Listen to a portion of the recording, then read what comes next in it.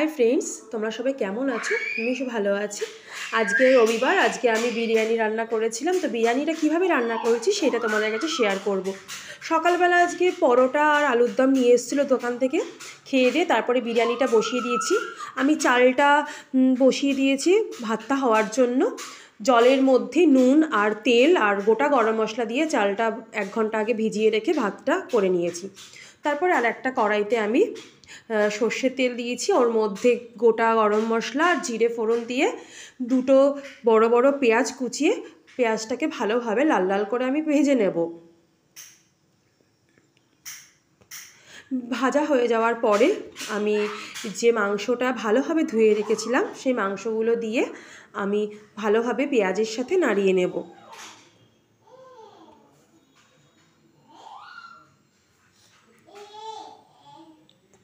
আর এইদিকে আমি বিরিয়ানির আলুটা সিদ্ধ করতে বসিয়ে দিয়েছি। দেখো, একটু ফুড কালার দিয়েছি আর একটু নুন দিয়ে দিয়েছি। ফুড কালারটা দেওয়ার কারণ হচ্ছে তাহলে আলুটার মধ্যে বেশ সুন্দর একটা রং এসে যাবে, তার জন্যই ফুড কালারটা দিয়ে আমি সিদ্ধ বসিয়েছি। আর এইদিকে আমি মাংসটা ভালোভাবে আমি কষিয়ে নেব। আর এইদিকে আদা বাটা, রসুন বাটা আর একটা টমেটো বাটা দিয়ে দিয়েছি।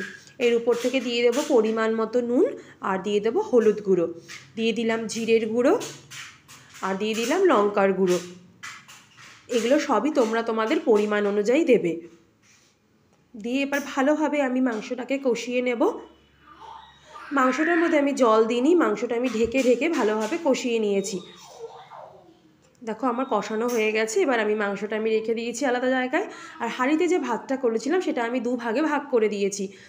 দুভাগে ভাগ করে নেওয়ার পরে আমি দুটোর মধ্যেই পরিমাণ মতো নুন আর পরিমাণ মতো চিনি দিয়ে নাড়িয়ে নেব।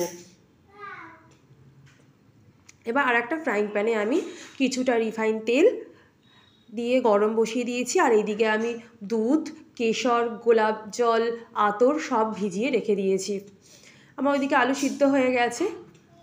আর এইদিকে আমি যে ফ্রাইং প্যানের মধ্যে তেলটা আমি গরম বসিয়ে দিয়েছি তার মধ্যে দিয়ে দিয়েছি পেঁয়াজ কুচিয়ে। এবার পেঁয়াজটা একটুখানি ভালোভাবে ভেজে নেব। পেঁয়াজটা আমার ভালোভাবে ভাজা হয়ে গেছে। আমি যে আলু সিদ্ধ করে রেখেছিলাম তার পাশে পেঁয়াজটা আমি তুলে রেখে দিলাম। আর ওইদিকে সেই সাদা তেলের মধ্যেই আমি কিছুটা ঘি গরম করে রেখে দিলাম। আর এইদিকে আমার যে ভাতটা রেডি হয়ে গেছে। এবারে ভাতের আমি লেয়ার দেওয়া শুরু করি। প্রথমে নিচে ভাতটা রয়েছে, তার উপরে আমি যে আলুগুলো সিদ্ধ করেছিলাম সেই আলুগুলো সুন্দর করে উপর দিয়ে সাজিয়ে দেব।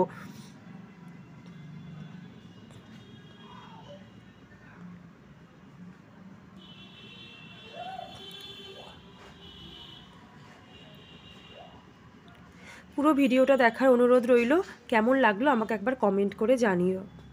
তারপরে এর উপর থেকে আমি একবার ভাতের লেয়ার দিয়ে দিলাম।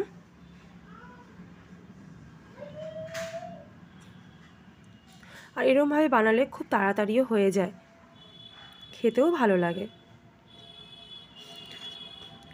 এবার এর উপর দিয়ে যে আমি পেঁয়াজটা ভেজে রেখেছিলাম মানে বেরেস্তা, সেটাও একটু ছড়িয়ে দিলাম। দিয়ে দিলাম ওই যে রিফাইন তেল আর ঘিটা যে গরম করে রেখেছিলাম সেটা একটুখানি দিয়ে দিলাম। এর উপর থেকে দিয়ে দিলাম বিরিয়ানির মশলা। এটা আমি দুটো লেয়ারে ভাগ করেছি। একটা লেয়ার এখানে দিয়েছি আর একটা লেয়ার দেবো একদম উপরে। এবার এর উপর থেকে দিয়ে দেবো যে আমি মাংসটা কষিয়ে রেখেছিলাম সেই মাংসের পিসগুলো।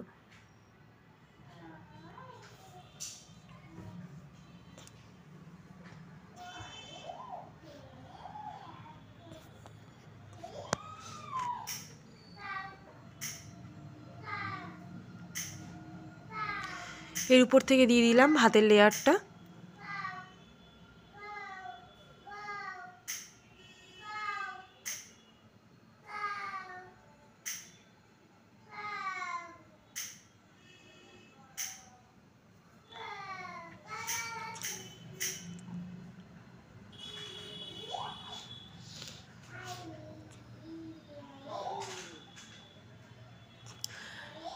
এরপরে আবারও যে মাংস ছিল সেই মাংসটা উপর দিয়ে সাজিয়ে দেবো।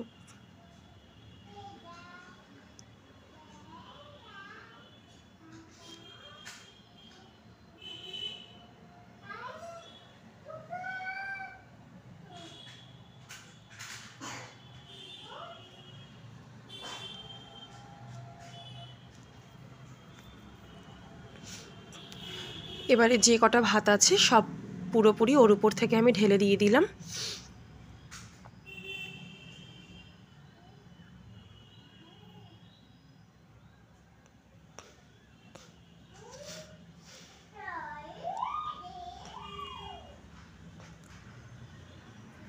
এবার এর উপর থেকে আমি যে বেরেস্তা কুচি আর মানে বেরেস্তা ভাজা আর যে ঘি সাদা তেলটা গরম করে রেখেছিলাম সেইটা, বিরিয়ানির মশলা সব একবারে এর উপর থেকে দিয়ে দেব।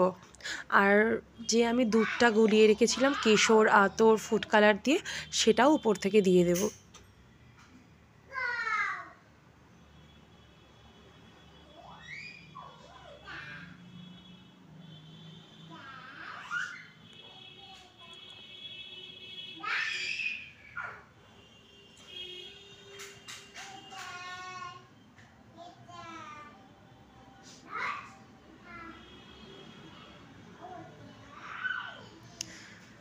আর এর উপর থেকে আমি একটুখানি কাঁচা ঘিও দিয়ে দিয়েছিলাম,